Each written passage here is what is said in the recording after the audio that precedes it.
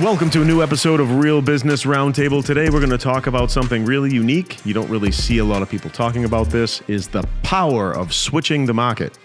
Switching your market that you're selling to. Different group of people. Take something that was traditionally offered to, let's say, the high-end market or the mid-market and offering it to the completely different section of people, offsetting the differences. Sometimes it can really produce a crazy results. I wanted to talk today a little bit about maybe some ideas, some case studies.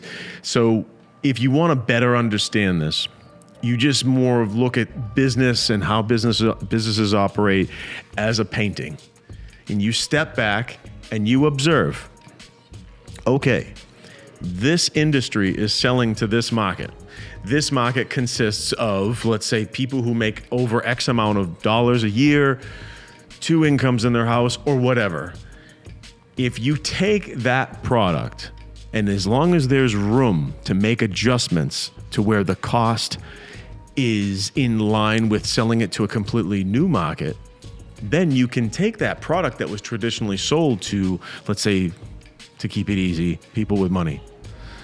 You take that product, make some tweaks, make some changes, shave a few things off that's not going to impact quality, and now sell it to a bigger market, which is, let's say, your mid-market.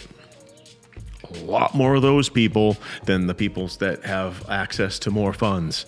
So now, if you're following me, if you take this product that was sold to a small finite group of people, yeah, you could charge more money, but then you bring this to the mid-market or the mass market without impacting quality.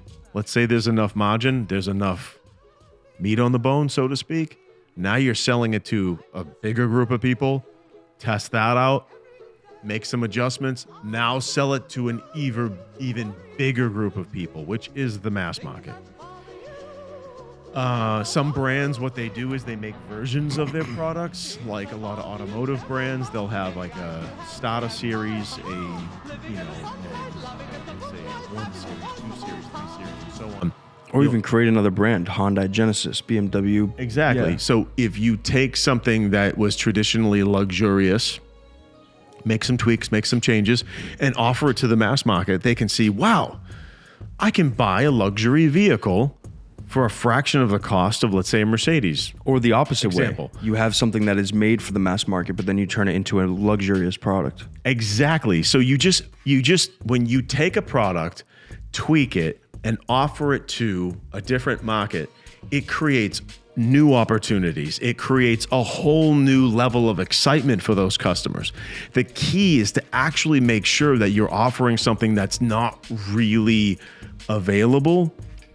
So like I've seen companies that went into a certain market and shook things up because they were doing things that more higher end companies were doing.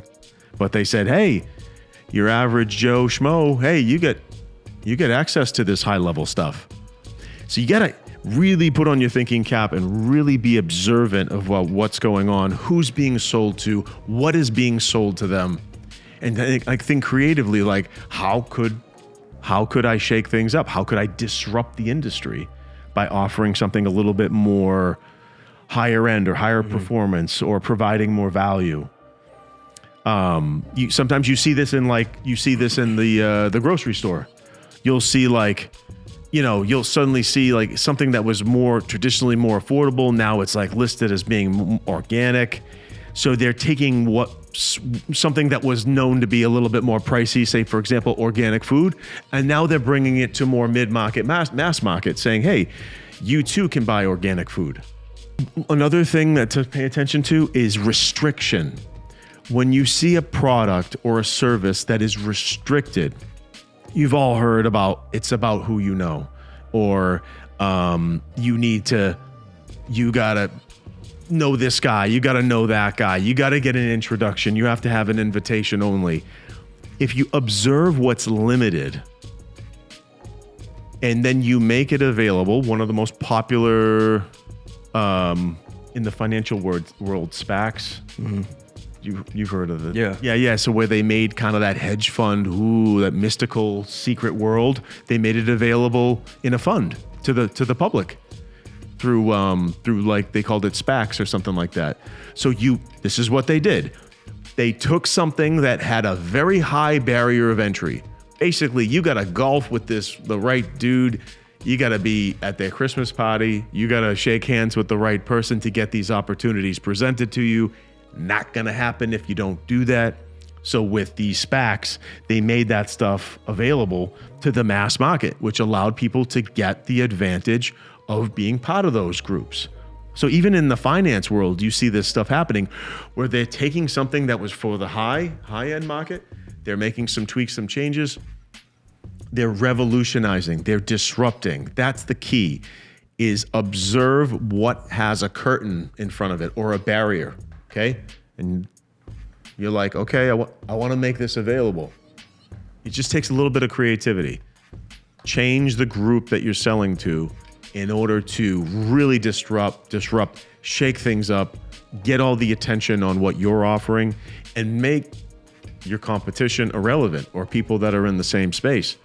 I've seen some companies where someone comes in, literally like in a blink of an eye, it makes everybody that competes for that section of that market, that group of potential customers, irrelevant. It makes it like, oh, you can't beat these guys. These guys are offering me XYZ. But one other thing is you have to pay attention to, is it realistic? Are these people offering a little too much? Are they working offshore? Where is work being done? Is there like sweatshop labor doing the stuff? You got to pay attention to that. So if it's a little too good to be true, a little too cheap, you got to rub your chin a little bit and go, what am I supporting? What am I buying? That's why I stress, if you have US-based team members or employees or a factory or whatever it might be, always stress that that's the case, because you'll have people who try to commoditize you and they'll immediately, gears are going and they're like, oh, wait, are you outsourcing? And you got to get into that a little bit. And hopefully, you do have a US-based company and you have US-based team members. That adds a lot of value. People value that. And they want to see more of that typically. So as a product-based business, I'm thinking about going into different markets, creating a product that's similar, maybe that's more available, that's less available. But I don't think that would fit for every single business type. There's many businesses out there that it just wouldn't necessarily fit. It wouldn't necessarily, whatever. Yeah. For a product-based business, how do you know if it is something that you should do? I guess it all comes down to like customer demand and like customer response. Let's take the brand. Let's take Chanel, for example. Chanel has perfumes. That is like the entry level into the brand. And then you start to say, well, what else does Chanel have? Oh, they have this, they have that, they have this. So a lot of these brands have things that to get into the top of mind, they have entry level. Ferrari's been doing it for years. They have the keychains and they have the little accessories and the hats and all this, that, like stuff. A hat for $30 that you could buy. But that's it's how they get into the mind. That's different though than what we're talking about. I think that was a bad example, like Chanel, because like the thing is if you're because like this is my thing though. Well, it's almost like a bottle of Chanel perfume is what, $100? No, a lot more.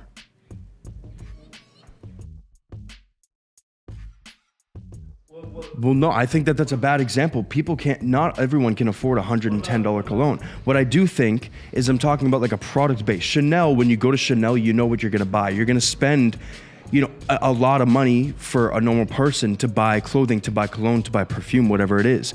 That is a sector of an industry that is a more luxurious version of something. Whereas like Uniqlo, those are the, whatever. But I'm talking about like a product. So someone has a product. Like this is what I'm thinking about. Yeezy, Kanye. I hate to use it as an example, but he had all these. He had a huge fan base for his shoes, for his clothing, for everything that was high end. Turnkey. But then he got into Gap.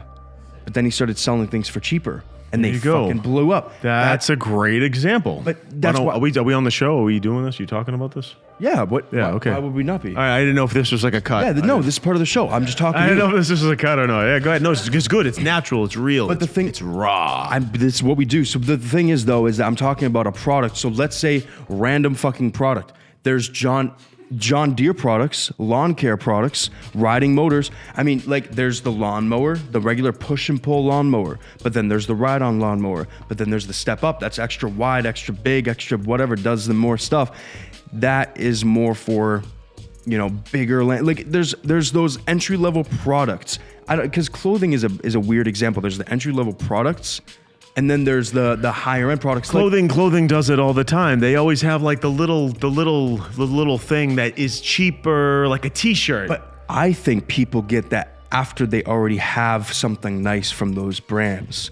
I think that those are add-on. Yeah, exactly. So that's what I was gonna get to. The best product example would be the tech industry.